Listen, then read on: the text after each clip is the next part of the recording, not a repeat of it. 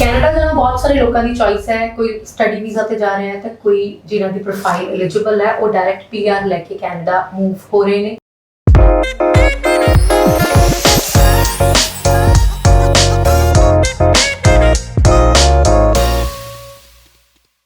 सो western overseas ਜਿਹੜਾ ਕਿ industry ਦਾ ਜਾਣਿਆ ਮਾਣਿਆ ਨਾਮ ਹੈ। ਮੇਰੇ ਨਾਲ ਪ੍ਰਦੀਪ ਬਾਲਨ ਜੀ ਮੌਜੂਦ ਨੇ ਜੋ ਕਿ ਐਮਡੀ ਨੇ। ਇਸ ਦੇ ਨਾਲ ਨਾਲ ਮੇਰੇ ਨਾਲ RCIC member mister Jasmeet ji ਵੀ ਮੌਜੂਦ ਨੇ। ਇਹਨਾਂ ਦਾ ਵੈਲਕਮ ਹੈ, ਸਵਾਗਤ ਹੈ। ਸਤਿ ਸ਼੍ਰੀ ਅਕਾਲ।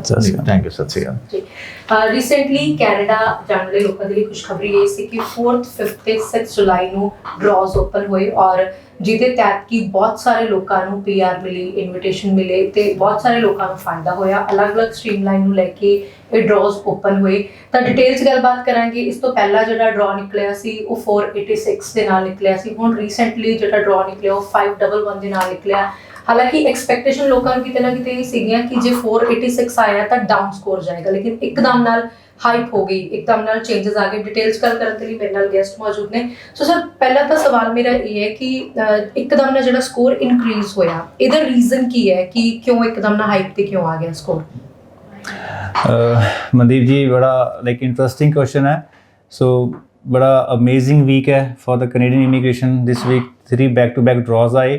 सो गल करिए कि अगर अपना स्कोर 486 तो 511 शूट अप होया है बिकॉज सो ऑल ड्रॉज की जिहड़ी ਲੈਵਲ ਸੀਗਾ ਜਾਂ ਜਿਹੜਾ ਕੱਟ ਆਫ ਸੀਗਾ ਨਾ, ਜਨਰਲੀ ਪਿਛਲੇ 1 ਮਹੀਨੇ ਦੀ ਗੱਲ ਕਰੀਏ ਜਿੰਨੇ ਵੀ ਡਰਾਜ਼ ਆਏ ਸੀਗੇ ਉਹ 483 ਤੋਂ ਲੈ ਕੇ 486 ਦੇ ਵਿੱਚ ਸੀਗੇ। ਬਟ ਜੋ ਹੁਣ ਰਿਕੁਆਇਰਮੈਂਟ ਆਈ ਹੈ, ਜੋ 511 ਦੀ ਆਈ ਹੈ, ਉਹਦਾ ਰੀਜ਼ਨ ਇਹੀ ਹੈ ਕਿ government is pushing more into the STEM occupational draws. That means ਜਿਹੜੇ ਸਾਇੰਸ ਦੇ ਹੈ, ਟੈਕਨੋਲੋਜੀ ਦੇ ਨਾਲ ਹੈ, ਇੰਜੀਨੀਅਰਿੰਗ ਜਾਂ ਮੈਥਮੈਟਿਕਸ ਨਾਲ ਰਿਲੇਟਡ ਹੈਗੇ ਆ। ਸੋ ਉਹਨਾਂ ਦੇ ਜਿੰਨੇ ਵੀ ਹੁਣ ਡਰਾਜ਼ ਹੈਗੇ ਆ, ਗਵਰਨਮੈਂਟ ਉਸ ਚੀਜ਼ ਨੂੰ ਪਲਾਨ ਕਰ ਰਹੀ ਹੈ। ਪਾਰਟਿਕੂਲਰ ਕਿਸੇ ਸਟਰੀਮ ਨੂੰ ਲੈ ਕੇ ਜਿਵੇਂ ਇਸ ਵਾਰ ਡਰਾਜ਼ ਨਿਕਲੇ ਨੇ ਤਾਂ ਇਹਦੀ ਲੋੜ ਕਿਉਂ ਪਈ ਹੈਗੀ ਹੈ? ਰਾਈਟ, ਇਹਦਾ ਇਹ ਸੀਗਾ ਮੈਮ, ਲਾਸਟ ਈਅਰ ਇੱਕ C-19 ਬਿੱਲ ਸੀਗਾ ਜੋ ਗਵਰਨਮੈਂਟ ਕਾਫੀ ਟਾਈਮ ਤੋਂ ਜਿਹੜੀ ਸਕਿੱਲ ਸ਼ਾਰਟੇਜ ਸੀ ਉਹਨੂੰ ਪੂਰਾ ਕਰਨ ਲਈ they were like trying to implement. But 1 ਸਾਲ ਦੀ ਇਹਨਾਂ ਦੀ ਪਲੈਨਿੰਗਸ ਜਾਂ ਉਹਨਾਂ ਦੇ ਕੁਝ ਕਹਿ ਲਓ ਕਿ ਇਹਨਾਂ ਨੂੰ ਕੀ ਉਹਨਾਂ ਦਾ ਸਟਰਕਚਰ ਕਿੱਦਾਂ ਰੱਖਣਾ ਸੀਗਾ, ਉਸ ਜੋ ਡਰਾਜ਼ ਆਉਣੇ ਸੀਗੇ। So they took them like almost 1 year and ਹੁਣ last month, like around 28th of June, so there was a meeting of our immigration minister, Mr. Sean Fraser, and health minister at Nova Scotia, and same day ही एक occupation draw निकलिया जिन्हों test draw कहने हैं, that was for the health specified categories है ना। so ਉਹਦਾ ਜਿਹੜਾ draw ਸੀਗਾ, so that was around 500 invitations ਆਈਆਂ ਸੀਗੀਆਂ 476 ਦੇ ਕੱਟ ਆਫ ਤੇ, ਠੀਕ ਹੈ। so again expected ਸੀਗਾ ਕਿ more draws ਆਉਣਗੇ, but ਉਸ ਚੀਜ਼ ਨੂੰ ਉਹਨਾਂ ਨੇ ਬਹੁਤ ਜਲਦੀ ਹੀ ਕਵਰ ਅਪ ਕੀਤਾ। 4th ਜੁਲਾਈ ਨੂੰ, ਇੱਕ 5th ਨੂੰ ਔਰ ਇੱਕ 6th ਨੂੰ, ਹੈ ਨਾ। ਇੱਕ ਜਿਹੜਾ ਇੱਕ ਆਲ ਡਰਾ ਨਿਕਲਿਆ ਸੀ 4th ਜੁਲਾਈ ਨੂੰ, ਦੈਟ ਵਾਜ਼ ਅਰਾਊਂਡ 511। ਸੋ ਜਿਹੜਾ ਆਲ ਡਰਾ ਸੀਗਾ ਇਹਦੇ ਵਿੱਚ ਕੀ ਹੁੰਦਾ ਕਿ ਸਾਰੀਆਂ ਹੀ ਆਕੂਪੇਸ਼ਨ ਉਹ ਕੰਟੇਨ ਰੱਖਦੇ ਆ, ਇਕੱਠਾ ਰੱਖਦੇ ਆ। ਸੋ ਰਾਈਟ, ਬਟ ਹੁਣ ਕੀ ਹੈਗਾ ਜਿਹੜਾ ਸਪੈਸੀਫਿਕਲੀ ਜਿਹੜਾ ਇਹ ਬਿੱਲ ਹੈਗਾ C-19, ਇਹ ਟਾਰਗੇਟ ਹੀ ਕਰਦਾ ਕਿ ਜਿਹੜੀਆਂ ਸ਼ਾਰਟੇਜਸ ਹੈਗੀਆਂ ਸਕਿੱਲਸ ਦੀਆਂ, ਚਾਹੇ ਉਹ ਫੈਡਰਲ ਲੈਵਲ ਤੇ ਚਾਹੇ ਪ੍ਰੋਵਿੰਸ਼ੀਅਲ ਲੈਵਲ ਤੇ ਹੈ। ਸੋ ਇਸ ਕਰਕੇ ਉਹਨਾਂ ਨੇ ਜਿਵੇਂ ਹੁਣ ਇੱਕ ਟੈਸਟ ਡਰਾ ਕੱਢਿਆ ਸੀਗਾ ਹੈਲਥ ਦੇ ਵਿੱਚ, ਠੀਕ ਹੈ। ਸੇਮ ਇੱਕ ਜਿਹੜਾ ਡਰਾ ਹੈਗਾ 5th ਜੁਲਾਈ ਨੂੰ, ਦੈਟ ਵਾਜ਼ ਅਗੇਨ 500 ਇਨਵੀਟੇਸ਼ਨ ਦਿੱਤੀਆਂ ਸੀਗੀਆਂ 486 ਦੇ ਡਰਾ ਤੇ, ਠੀਕ ਹੈ। ਜਿਸ ਤੁਹਾਡੀਆਂ ਸਾਰੀਆਂ ਹੀ ਸਿਵਲ ਇੰਜੀਨੀਅਰ ਸੀ ਜਾਂ ਕਹਿ ਲਓ ਇੰਜੀਨੀਅਰਿੰਗ ਸਟ੍ਰੀਮਸ ਜਿੰਨੀਆਂ ਵੀ ਹੈਗੀਆਂ, ਆਰਕੀਟੈਕਟਸ ਹੈਗੇ ਆ, IT ਰਿਲੇਟਡ ਹੈ, ਸੌਫਟਵੇਅਰ ਹੈ, ਸਪੈਸ਼ਲੀ ਮੈਥਮੈਟੀਸ਼ੀਅਨਸ ਹੈ, ਡਾਟਾ ਸਾਇੰਟਿਸਟ ਹੈ, ਡਾਟਾ ਐਨਾਲਿਸਟ ਹੈ। ਸੋ ਜਿੰਨੀਆਂ ਵੀ ਤੁਹਾਡੀਆਂ ਕਹਿ ਲਓ ਕਿ ਇਹ ਸਟੈਮ ਦੀਆਂ ਟ੍ਰੇਡਸ ਹੈਗੀਆਂ, ਸੋ ਉਹਨਾਂ ਨੂੰ ਇਹਨਾਂ ਨੇ ਕਵਰ ਅਪ ਕੀਤਾ, ਠੀਕ ਹੈ। ਸੀ ਯੈਸਟਰਡੇ ਆਲਸੋ ਦੇਰ ਵਾਜ਼ ਅ ਡਰਾ ਆਊਟ 6 ਜੁਲਾਈ ਨੂੰ ਇੱਕ ਡਰਾ ਹੋਰ ਆਇਆ, ਅਗੇਨ 1500 ਆਕੂਪੇਸ਼ਨਲ ਜਿਹੜੇ ਡਿਮਾਂਡਸ ਹੈਗੇ ਆ ਉਹਨਾਂ ਨੂੰ ਫਿਰ ਉਹਨਾਂ ਨੇ ਲਾਈਕ ਕਵਰ ਅਪ ਕੀਤਾ। ਸੋ ਜੋ ਡਰਾ ਸੀਗਾ ਪਹਿਲਾਂ 486 ਤੇ ਸੀਗਾ, ਸੋ ਹੁਣ ਉਹ 476 ਤੇ ਸੀਗਾ, ਉਹ ਕੱਟ ਕੇ 463 ਤੇ ਆ ਗਿਆ। ਓਕੇ, ਮਤਲਬ ਕਿ ਆਪਾਂ ਜੇ ਫੈਡਰਲ ਦੀ ਗੱਲ ਕਰੀਏ ਤਾਂ ਓਵਰਆਲ ਜਿਹੜਾ ਆਲ ਉਹਦਾ ਸੀਗਾ ਕੈਟਾਗਰੀਜ਼ ਦਾ ਉਹ ਉੱਪਰ ਚਲਾ ਗਿਆ। ਜੇ ਆਪਾਂ ਪ੍ਰੋਵਿੰਸ਼ੀਅਲ ਨੋਮੀਨੀ ਦੀ ਗੱਲ ਕਰੀਏ ਤਾਂ ਉਹ ਸਕੋਰ ਥੋੜਾ ਜਿਹਾ ਡਾਊਨ ਆਇਆ ਹੈ। ਨਹੀਂ, ਥੋੜਾ ਜਿਹਾ ਇਸ ਮੈਂ ਕਲੈਰਿਟੀ ਕਰਦਾ ਮੈਂ, ਪ੍ਰੋਵਿੰਸ਼ੀਅਲ ਨੋਮੀਨੇਸ਼ਨ ਥੋੜਾ ਹਜੇ ਇਸ ਤੋਂ ਹਟ ਕੇ ਹੈ। ਇਹ ਹਜੇ ਅਗੇਨ ਆਪਾਂ ਇਹ ਕਹਿ ਰਹੇ ਹਾਂ ਇਹ X% ਦੇ ਡਰਾਜ਼ ਹੈ। Okay, so that means the client ਜਿਹੜਾ ਹੈਗਾ ਅਗਰ ਉਹ ਪਿਕਡ ਹੁੰਦਾ, ਉਹਨੂੰ IT ਆਉਂਦੀ ਹੈ, ਸੋ ਡਾਇਰੈਕਟਲੀ ਦੇ ਅਪਲਾਈ ਫॉर PR ਐਂਡ ਉੱਥੇ land he as a immigrant ਹੁੰਦੇ ਆ। ਹੁਣ ਜਿੱਦਾਂ ਇਸ ਸਕੋਰ ਦੇ ਵਿੱਚ ਚੇਂਜਸ ਆਏ ਨੇ, ਅਪਕਮਿੰਗ ਜਿਨ੍ਹਾਂ ਲੋਕਾਂ ਨੇ ਫਾਈਲ ਲਾਂਚ ਕਰਨੀ ਹੈ ਤਾਂ ਜਿਨ੍ਹਾਂ ਦੀ ਫਾਈਲ ਪਈ ਹੈ ਇਸ ਸਕੋਰ ਦੇ ਲਾਗੇ ਬੰਨੇ ਆ ਉਹਨਾਂ ਨੂੰ ਫਾਈਲ ਰੱਖਣੀ ਚਾਹੀਦੀ ਹੈ ਜਾਂ ਫਿਰ ਜੌਬ ਆਫਰ ਦੀ ਹੈਲਪ ਨਾਲ ਆਪਣੇ ਪੁਆਇੰਟਸ ਨੂੰ ਇਨਕਰੀਜ਼ ਕਰ ਲੈਣ ਤਾਂ ਜ਼ਿਆਦਾ ਵਧੀਆ ਹੈ? ਨਹੀਂ ਮਨਦੀਪ ਜੀ, definitely this is a high time ਕਹਿੰਦੇ ਨਾ ਕਿ hold your breath, yeah, peak ਤੇ you never know when you get selected ਨਾ, scores down ਆਉਣਗੇ ਹੁਣ ਇਦਾਂ ਦਾ ਟਾਈਮ ਹੀ ਆਏਗਾ ਨੀਅਰਲੀ ਲਾਈਕ 1 or 2 ਮੰਥਸ ਤੁਹਾਡਾ ਜਿਹੜਾ ਆਲ ਡਰਾ ਸਕੋਰ ਆ ਉਹ 500 ਦੇ ਆਸ-ਪਾਸ ਰਹੇਗਾ, ਲੇਕਿਨ ਤੁਹਾਡੀ ਜਿਹੜੀਆਂ ਆਕੂਪੇਸ਼ਨਸ ਹੈਗੀਆਂ ਕੁਝ ਸਕਿਲਡ ਹੈਗੀਆਂ ਸ਼ਾਰਟੇजेस ਹੈਗੀਆਂ ਤਾਂ ਡੈਫੀਨਿਟਲੀ 450 460 ਤੱਕ ਵੀ ਦੇਖਾਂਗੇ ਆਪਾਂ ਡਰਾ ਨੀਚੇ ਆਏਗਾ ਔਰ they will get picked. Right Pradeep ji किहड़े वर्किंग ऑक्यूपेशन ने जेडे फिलहाल देखे गए ने कि डिमांड दे विच ने? देखो जैसे अभी सर ने बताया C19 बिल पास हुआ है और स्किल शॉर्टेज को कंप्लीट करने के लिए, तो इसमें टेक्निकल जितने भी हैं, स्टेम का मतलब होता है साइंस टेक्नोलॉजी इंजीनियरिंग मैथ, इसमें सारी इंजीनियरिंग आ गई, IT इलेक्ट्रिकल मैकेनिकल सिविल, ठीक है, फिर इसमें मैथमेटिशियंस भी आ गए इधर से, क्या नाम, फिर आपके हेल्थ सेक्टर्स भी सारे आ गए हैं, तो इनकी यहाँ पे बहुत हाई डिमांड है। That's the reason C19 bill pass हुआ है। और जिस दिन पास हुआ 28 को उस दिन टेस्ट ड्राइव हुआ, उसके बाद तो वो 28 जून को था, उसके जस्ट बाद अगले ही मंथ जुलाई में 1st वीक में 4th को 5th को और 6 जुलाई को अगेन ड्रा निकले, कंटिन्यू ड्रा निकले हैं और सारे के सारे अब टेक्निकल बेस है। टेक्निकल बेस इसलिए है क्योंकि वहां पे इनकी शॉर्टेज है, तो कोई भी कैंडिडेट जो स्किल्ड है अगर वो आप जो अपकमिंग टाइम है उसमें अगर माइग्रेट होना चाहता है तो this is the right time. 2023 में इनको 4,65,000 इमिग्रेंट चाहिए, 4,65,000, उनमें से आप भी हो सकते हैं। तो स्टैम्प से रिलेटेड अगर आपने कुछ भी है आपके पास ITI का डिप्लोमा है या आपने डिग्री की है, चाहे PhD की है, उसके बाद आपका वर्क एक्सपीरियंस है, तो एक्सप्रेस एंट्री में आप अपनी फाइल लगा सकते हैं। इवन के अगले नेक्स्ट 10 ईयर में जो यहाँ पे जो पॉपुलेशन है, कैनेडियन पॉपुलेशन है, जो वर्कफोर्स है, 25% टोटल वर्कफोर्स का रिटायर हो जाएगा। तो आने वाला जो ब्राइट फ्यूचर है, ब्राइट टाइम है, वो कनाडा के लिए है।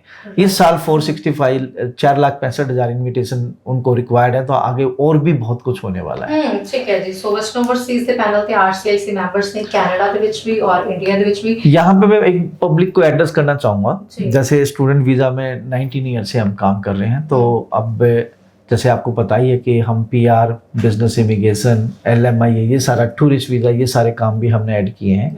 तो एक पूरी लीगल टीम है वेस्टर्न ओवरसीज के साथ। जैसे वेस्टर्न ओवरसीज में ऑफिस है, तो वेस्टर्न ओवरसीज के जो ऑफिस है इंडिया में, तो वहाँ पे RCIC टीम बैठी है, ठीक है। अगर मैं कनाडा की बात करूँ तो कनाडा में भी हमारी RCIC टीम बैठी है। तो पैनल पे इमिग्रेशन लॉयर है, आपको किसी भी टाइप की कोई भी परेशानी नहीं होगी, ट्रांसपेरेंसी के साथ काम होगा।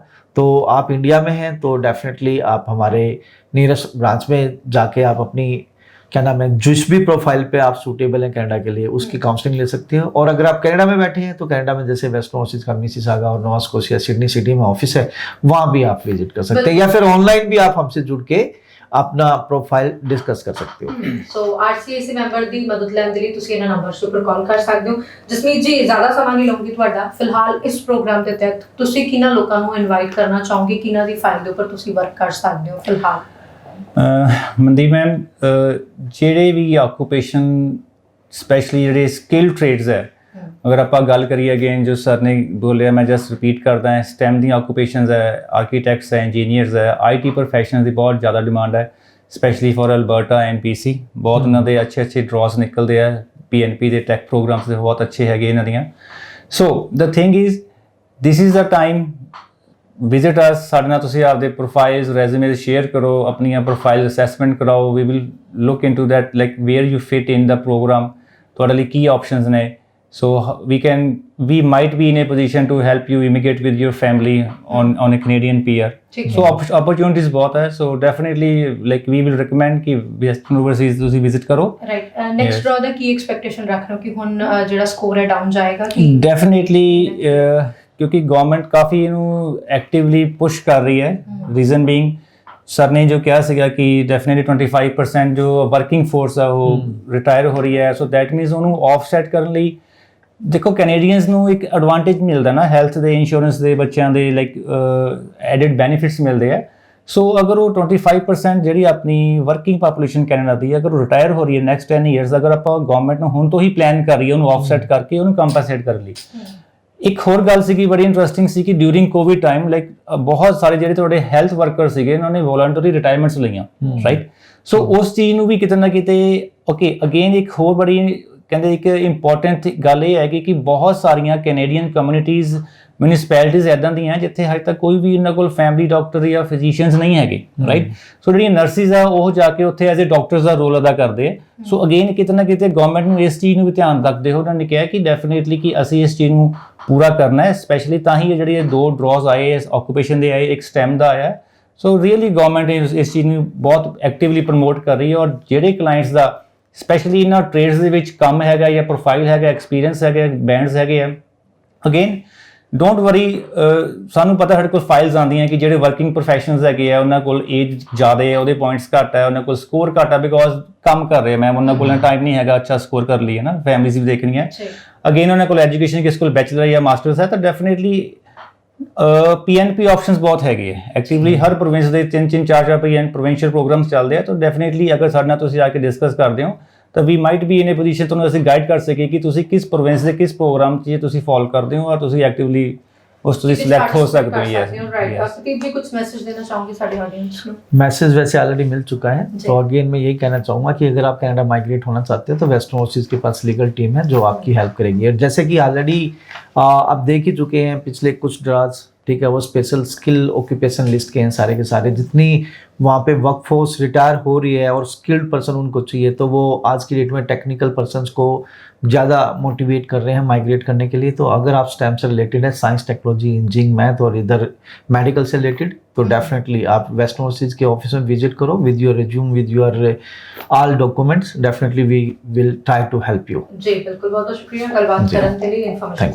Thank you. और ਤੁਸੀਂ ਡਿਟੇਲਸ ਕੋਈ ਗੱਲ ਕਰਨਾ ਚਾਹੁੰਦੇ ਹੋ ਇਹਨਾਂ ਨੰਬਰਸ ਤੇ ਉੱਪਰ ਕਾਲ ਵੀ ਕਰ ਸਕਦੇ ਹੋ, ਵਰਚੁਅਲ ਆਫਿਸ ਦਾ ਵੀ ਤੁਸੀਂ ਬੈਨੀਫਿਟ ਲੈ ਸਕਦੇ ਹੋ, ਨੀਅਰੈਸਟ ਬ੍ਰਾਂਚ ਜਿਹੜੀ ਹੈ ਉਹ ਇਹਨਾਂ ਨੰਬਰਸ ਤੇ ਕਾਲ ਕਰਕੇ ਵੀ ਤੁਸੀਂ ਪਤਾ ਕਰ ਸਕਦੇ ਹੋ। ਪ੍ਰੋਗਰਾਮ ਕਿਸ ਤਰੀਕੇ ਦਾ ਲੱਗਿਆ ਸਾਨੂੰ ਕਮੈਂਟ ਸੈਕਸ਼ਨ ਰਾਹੀਂ ਫੀਡਬੈਕ ਦੇਣਾ ਬਿਲਕੁਲ ਵੀ ਨਾ ਭੁੱਲਿਓ। ਹਾਜ਼ਰ ਹੋਵਾਂਗੇ, ਧਿਆਨ ਰੱਖੋ ਜੀ, ਸਤਿ ਸ਼੍ਰੀ ਅਕਾਲ।